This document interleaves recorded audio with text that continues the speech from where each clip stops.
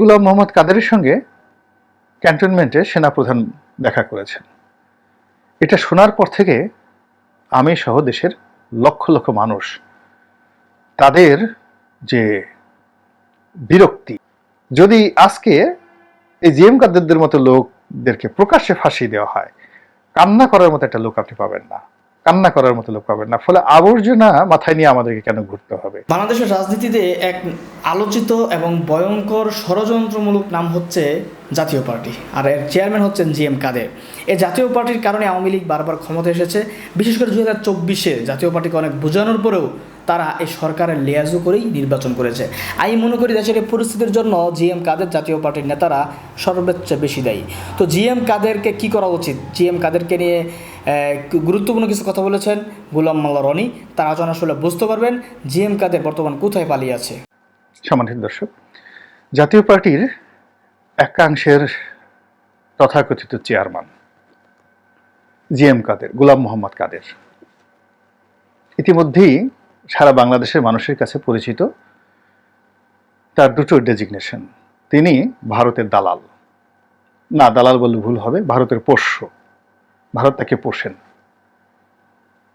এবং ভারত তাকে কথা বলতে বললে তিনি কথা বলেন, না বললে তিনি কথা বলেন না।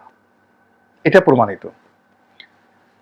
2 নম্বরে যেটা প্রমাণিত সেটা হলো তিনি শেখ হাসিনার পোষ্য ব্যক্তি, সুবিধাভোগী ব্যক্তি, এবং গত নির্বাচনে শেখ হাসিনার কাছ থেকে টাকা নিয়েছেন। টাকা নিয়ে তিনি নিজেই পুরোটা মেরে দিয়েছেন, নেতাকর্মীদেরকে দেননি। এটা সারা দেশের মানুষ জানে এবং সারা বাংলাদেশের কাছে তিনি একজন ট্রেটার, বিশ্বাসঘাতক, মুনাফিক হিসেবে তিনি পরিচিত।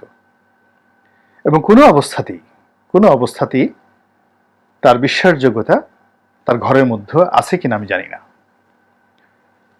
এই মানুষটির কারণে শেখ হাসিনার পতন হয়েছে, এই মানুষটির কারণে জাতির আজকের এই দুরবস্থা। এবং এই মানুষটি যদি জাতির সাথে বেইমানি না করতো, বিএনপির সঙ্গে বেইমানি না করতো, জনগণের সঙ্গে বেইমানি না করতো, নিজের দলের নেতাকর্মীর সঙ্গে বেইমানি না করতো, তাহলে এই ডামি নির্বাচন হতো না। আর ডামি নির্বাচন যদি না হতো তাহলে আজকের এই যে দুর্বিষহ অবস্থা, এই অবস্থার সৃষ্টি হতো না। সে জাতীয় সংসদের, তথাকথিত জাতীয় সংসদের সেই সাবেক বিরোধী দলীয় নেতা গোলাম মোহাম্মদ কাদের। এই গোলাম মোহাম্মদ কাদেরের সঙ্গে ক্যান্টনমেন্টে সেনাপ্রধান দেখা করেছেন। এটা শোনার পর থেকে আমি সহ দেশের লক্ষ লক্ষ মানুষ তাদের যে বিরক্তি, ক্ষোভ, ক্রোধ, অস্বস্তি, এটি চরমে। 2 নম্বর হলো তাকে যারা ডেকেছেন তাদের সততা, তাদের জ্ঞান, গরিমা নিয়ে প্রশ্ন করার যথেষ্ট রিজন আছে।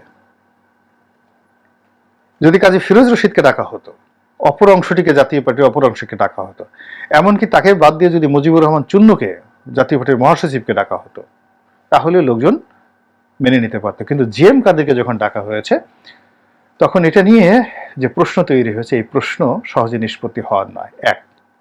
2 নম্বর হলো আবার যখন সর্বদলীয় একটা বৈঠক হলো বঙ্গভবনে, সেই বৈঠকে আবার সেই জিএম কাদের। আচ্ছা, সর্বদলীয় যদি বৈঠক হয়, এখন আওয়ামী লীগের পতন হয়েছে, এটা ঠিক আছে, কিন্তু আওয়ামী লীগের কোটি কোটি মানুষ আওয়ামী লীগ করে। আওয়ামী লীগে কি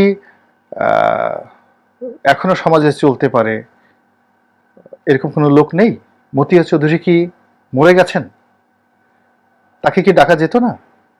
তার বিরুদ্ধে তো কোনো দুর্নীতির অভিযোগ নেই। তো অনেক লোক রয়েছেন। আপনি দেখেন সেই সাবেক স্বরাষ্ট্রমন্ত্রী রফিকুল ইসলাম বীরুত্তম, মেজর রফিকুল ইসলাম বীরুত্তম, তিনি কি মরে গেছেন? কেন তাকে ডাকা হলো না?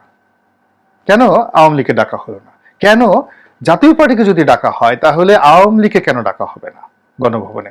এই যে রাষ্ট্রপতি চুপ্পু, কেন তিনি এই কথাটা বলতে পারলেন না? এতটুক ব্যক্তিত্ব তার রইল না কেন যে এখানে যদি রাজাকার বানানো হয়, নতুন রাজাকার আলবদর বানানো হয়, তাহলে ঠিক আছে, আওয়ামী লীগ রাজাকার, জাতীয় পার্টি রাজাকার, হাসানুল্লাহ কিনুর দল রাজাকার, রাশেদ খান মেননের দল রাজাকার, জাকির পার্টি রাজাকার, সবাইকে বাদ দিলাম, অসুবিধা নেই। কিন্তু আপনি একা রাজাকারকে ডাকবেন, আর একজনকে ডাকবেন না, এটা হয় কি করে? এই দেশের গণতান্ত্রিক আন্দোলন থেকে শুরু করে নির্বাচন, ভবিষ্যতের গণতন্ত্র আওয়ামী লীগকে ছাড়া কি সম্ভব? কখনো সম্ভব নয়। তো এই যে একটা রাজনৈতিক যে অবস্থা চলছে, দেখেন আওয়ামী লীগের এই বাড়াবাড়ির কারণে বিএনপির মতো একটা জনপ্রিয় দলকে বাদ দিয়ে আওয়ামী লীগ এই যে 2014 থেকে এতদিন পর্যন্ত চেষ্টা করলো, হয়েছে? হয়নি।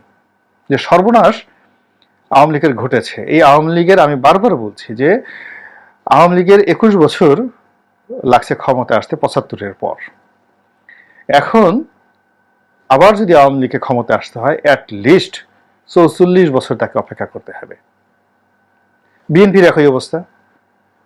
বিএনপি এখন যদি নিজেকে নিয়ন্ত্রণ করতে না পারে, তাহলে কোন ফাঁকে যে অন্য দল চলে আসবে, অন্য গ্রুপ চলে আসবে, নতুন রাজনৈতিক মুখ চলে আসবে, এটা বিএনপি এখনো কল্পনা করতে পারছে না। 75-এর পরে আওয়ামী লীগের থেকে শুরু করে বাংলাদেশের কোনো লোক যেমন কল্পনা করতে পারেনি যে বিএনপি নামক একটা দল হচ্ছে, জিয়াউর রহমান নামক একজন অবিসংবাদিত নেতা এসে জাতির নেতৃত্ব দিচ্ছেন, কেউ কল্পনা করতে পারেননি। পুরো 2 মাস বিশৃঙ্খলার পরে একজন জিয়াউর রহমান বের হয়ে আসলেন, এবং এর মধ্যে খালেদ মোশাররফ শেষ, আর অনেক রথী মহারথী শেষ হয়ে গেছে।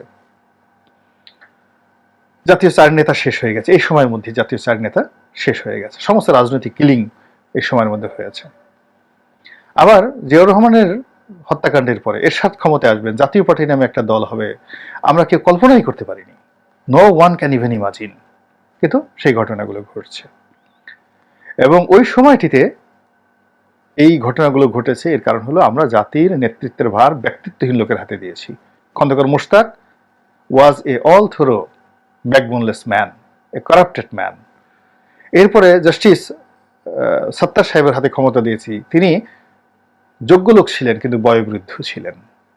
ওই অবস্থা মোকাবেলা করার মতো ব্যক্তিত্ব তার অবস্থা তার ছিল না। আবার এখন যে ঘটনাগুলো ঘটছে, সেই ঘটনাগুলোর মধ্যে আমি মিলাতে পারছি না।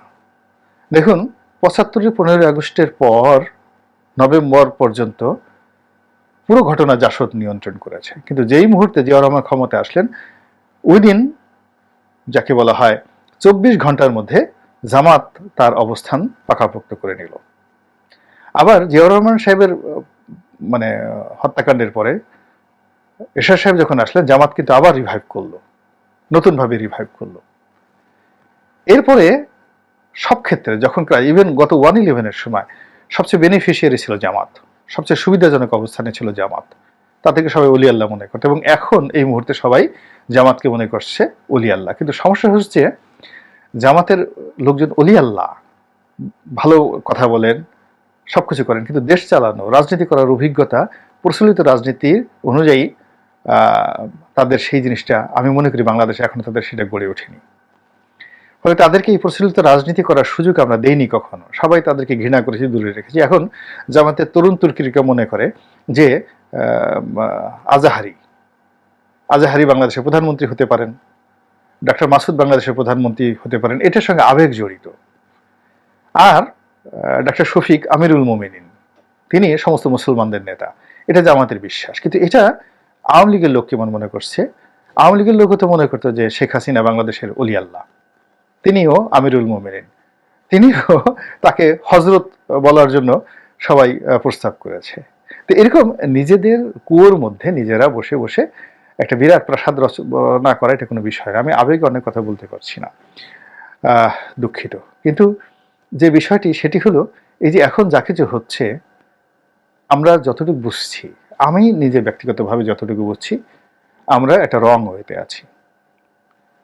আমি এই রং ওয়ে থেকে বের হয়ে, যারা এই বিভিন্ন সময় আমাদের দেশের এই মানুষদেরকে গণজাগরণে উদ্বুদ্ধ করেছেন, বাংলাদেশে জনাব জিল্লুর রহমান আছেন, বাংলাদেশে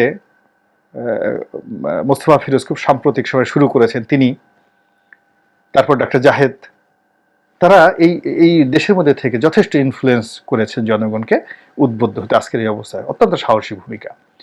দেশের বাইরে অবশ্যই 1 নম্বরে ডক্টর পিনাকি ভট্টাচার্যের নাম বলতে হবে, সাংবাদিক ইলিয়াসের নাম বলতে হবে, এবং কনক সরোয়ার, তারপরে শাহেদ আলম, একসময় প্রথম আলোতে চাকরি করতেন, তিনি সহ অন্যান্য যারাই সেই অনলাইন মিডিয়ার যে প্ল্যাটফর্ম ব্যবহার করে এই মানুষের মধ্যে একটা জাগরণ রেনেসা তৈরি করেছেন। আমি তাদের সকলের নিকট স্বনির্বন্ধ অনুরোধ করব, এই বর্তমান পরিস্থিতিতে জাতীয় পার্টির যে ভূমিকা, তার সঙ্গে সঙ্গে অন্যান্য যে সকল কালপ্রিট রয়েছে যারা শেখ হাসিনাকে এই তার যে রেজিম চালাতে সাহায্য করেছে, তাদের সবার বিরুদ্ধে জনমত তৈরি করতে হবে এবং এই লোকগুলো যেন কোনো অবস্থাতেই এই বর্তমান যারা আসবেন, তত্ত্বাবধায়ক আসবেন কিংবা মানে আগামীতে যারা ক্ষমতায় আসবেন, তাদের সাথে যেন এই লোকগুলোর কোনো অবস্থাতেই সংমিশ্রণ না ঘটে। এখন পার্টি হিসেবে জাতীয় পার্টি থাকবে, কোনো অসুবিধা নেই। নতুন নেতৃত্ব আসুক, তাদের মধ্যে ভালো আছে, অনেক ভালো আছে। এই যে একজন তরুণ সেখানে আছেন, যিনি সংসদ সদস্য হয়েছিলেন, ব্যারিস্টার শামীম হায়দার পাটোয়ারি আছেন, জিএম কাদের গ্রুপেরই লোক। এমনকি এরশাদ সাহেবের ভাগ্নে একজন আছেন, যিনি এমপি ছিলেন, আমরা কয়েকটা টকশোতে দেখেছি, খুব পজিটিভ চিন্তা ভাবনা করেন। তারা আসুক, কাজী ফিরোজুর রশিদ সাহেবের মতো মানুষ আসুক, অন্যান্য যারা আছেন দলের মধ্যে যাদের ভালো ইমেজ আছে, ফখরুল ইমাম সাহেব আসুন, অসুবিধা কি? কোনো অসুবিধা নেই। কিন্তু জিএম কাদের কেন আসবেন? এটা part of the corruption, part of the disaster. JSD আসুক, অসুবিধা নেই, জাসদে অনেক ভালো ভালো নেতৃত্ব আছেন। কিন্তু ইনু সাহেবকে আনতে হবে কেন? ইনু সাহেব ওয়াইফকে আনতে হবে কেন? রাশেদ খান মেননের দল ওয়ার্কার্স পার্টিতে অনেক ভালো মানুষ আছেন, তারা আসুক সামনে। Rashed Khan Menon and his family, তাদেরকে বিচার করতে হবে এই সময়টাতে যে অপকর্ম তারা করেছে, এটা কোনো অবস্থাতে অ্যাকচুয়াল ছাড় দেওয়া যাবে না। এগুলো নিয়ে ইন ডিটেলস পরে বলবো, কিন্তু এই মুহূর্তে যেটা বলছি যে জিএম কাদেরকে আমি মনে করি হারুনের প্রতি আমাদের অনেকের ক্ষোভ আছে। অনেকে বেনজিরকে নিয়ে মানে ক্ষোভ দেখাচ্ছেন, ছাত্রলীগের অনেক নেতাদের সম্পর্কে অনেক ক্ষোভ আছেন। আমি মনে করি 1000 বেনজির, 1000 ছাত্রলীগের রব্বানি, 1000 সাদ্দাম, এই সব মিলিয়ে একত্র করে বাংলাদেশের যে ক্ষতি করেছে তার চেয়ে বেশি ক্ষতি করেছে এই জিএম কাদের এবং অন্য তার মতো যারা এই দলের মধ্যে শয়তান রয়েছে, তারাই এই আওয়ামী লীগকে বিভিন্নভাবে সাহায্য করে, সহযোগিতা করে, টাকা নিয়েছে, ব্যাংক নিয়েছে, বিমা নিয়েছে। আর এদের যে ব্যক্তিগত জীবনে কত নোংরামিতে পরিপূর্ণ, এবং সেই লোকগুলো আবার এখন এসে কত বড় দুঃসাহস, তারা জাতিকে সবক দিচ্ছে, ধৈর্য ধারণ করতে বলছে, ছাত্রদেরকে তারা মানে যাকে বলে সবক দিচ্ছে, ধন্যবাদ জানাচ্ছে, গণভবনে যাচ্ছে, গণভবন তো না, বঙ্গভবনে যাচ্ছে। এগুলো কি সহ্য করা যায় বলেন তো?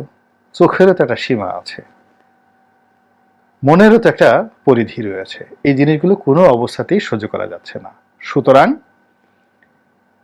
এই যে যারা আন্দোলনের নায়ক এবং মহানায়ক, যারা এই রাজপথে দাঁড়িয়ে ট্রাফিক ম্যানেজমেন্ট করছেন, যারা ঝাড়ু হাতে বের হয়ে শত শত ছাত্র এবং ছাত্রী রমনা পার্কের গাছ লতা পাতা পরিষ্কার করছেন, ঝাড়ু দিচ্ছেন এই শহর, যারা ময়লার গাড়ি পাশে দাঁড়িয়ে ময়লা পরিষ্কার করছেন, যারা জাতীয় সংসদের ফ্লোর ঝাড়ু দিচ্ছেন, যারা গণভবনের চুরি যাওয়া মাল ফেরত আনছেন, তাদের কাছে আমার অনুরোধ, বেঈমান, মুনাফেক, ট্রেইটর, এই লোকদেরকে প্রথমত শনাক্ত করুন, এদেরকে প্রতিহত করুন, দৃষ্টান্তমূলক শাস্তির ব্যবস্থা করুন, এবং যারা রাষ্ট্র চালাচ্ছেন তাদের প্রতি অনুরোধ, জনগণের সেন্টিমেন্টকে শ্রদ্ধা করতে শিখুন। কেবলই মাত্র ভারতের লেসপেন্সার হলে কাউকে ডাকতে হবে, আমি মনে করি না যে এতটুকু হীনমন্যতা বাংলাদেশের প্রশাসনের কর্তা ব্যক্তি এখন যারা আছেন তাদের থাকার দরকার রয়েছে।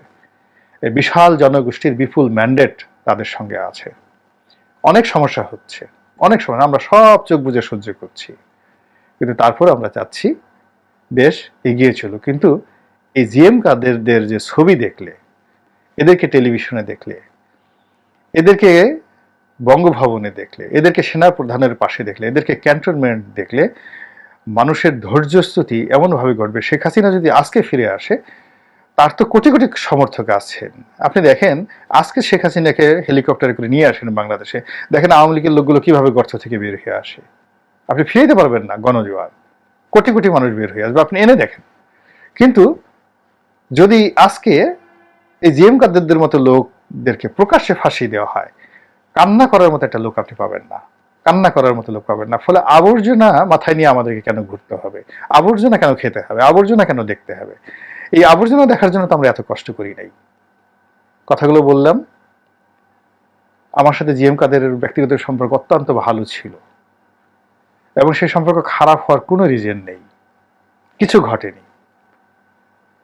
কিন্তু দেশের স্বার্থে এবং তার কর্মকাণ্ডের কারণে এই কথাগুলো বলতে আমি বাধ্য হলাম। আল্লাহ আমাদের সবাইকে হেদায়েত দান করুন এবং হেফাজত করুন। আসসালামু আলাইকুম ওয়া রাহমাতুল্লাহি ওয়া বারাকাতুহু। দর্শক, আলোচনা শুনেছেন, শুনে বুঝতে পেরেছেন জিএম কাদের আসলে কত ভালো মানুষ ছিল। আমাদের 18, 14 এবং 2024-এর নির্বাচনে এই জাতীয় পার্টির দ্বারাই এই সরকার ক্ষমতা এসেছে। তারা এককভাবে এই আওয়ামী লীগ সরকারকে সাপোর্ট দিয়েছে। নির্বাচনের আগে তারা এই সেই বলতো, পাগলের মতো কথা বলতো, এদিক সেদিক কথা বলতো, হঠাৎ করে তারা নির্বাচন চলে যেত, হঠাৎ করে জাতির সাথে গাদ্দারি করতো। বাংলাদেশের ভিতরে এই রাজনৈতিক দলের ভিতরে সবচেয়ে বড় মুনাফেক, গাদ্দার, প্রতারণামূলক দল হচ্ছে জাতীয় পার্টি। এজন্য জাতীয় পার্টি যারা কর্ণধার, জিএম কাদের, চুন্নু, এদের প্রত্যেককেই ভয়ঙ্কর কঠিন বিচারে আনা উচিত জাতির এই দুরবস্থা এবং বিশেষ করে আমাদের দেশে গণতন্ত্র ধ্বংস করার জন্য।